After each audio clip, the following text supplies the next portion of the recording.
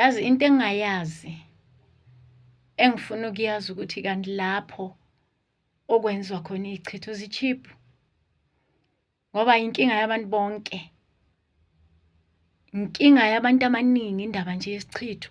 Kushuthi makumele kumoshakala izinto zomuntu kufanele kuyofuna isichitho, ngoba uyamangala ukuthi hayi nalo unesichitho kuqhamuka omunye nalo hayi kusho ukuthi sithengiswa cheap la sithengiswa khona. Hayi abantu mabaqaphele indaba yesichitho, abantu mabajwayele ukugeza, abantu mabajwayele ukukhuleka babulale lemimoya, ngoba siyamosha, siqeda imishado, siqeda imisebenzi, siqeda ama-friendship, sivusa umsindo, kuxatshanwe nje isidingo singekho, ungafunwa muntu. Hayi abantu abake basukumele indaba yesichitho. Ividiyo yami ephelele ekhuluma ngesichitho nizoyithola ku-YouTube.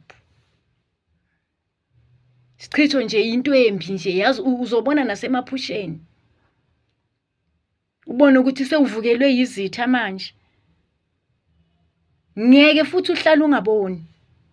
Once walala, unomoya awunamoya kodwa uzobona. Angithi umona usuke esweni uye enhlizweni, athi umuntu esekubambile ngenhliziyo efisa makabona ukuthi akwenzeki, abesathi thi ngiyenzeke-ke manje practically, aza kubambe ngezandla, akuvusela izitha ukuthi abantu bakubambe ngezandla, ulimale la endleleni, sukelwa abantu bakulimaze ngaphandle kwesizathu, kanti umuntu bekufanisa. Umsebenzi yesichitho-ke leyo, ichitha ngisho imfundo yabantwana. Angithi igama laso isichitho, iyachitha lento, izele ukuzoqeda konke, izele ukuzochitha. Manje abantu mabaqaphele, bajwayele ukugeza. Umuntu akagezi ngamanzi angenalutho, ugezi nge-sunlight kuphela.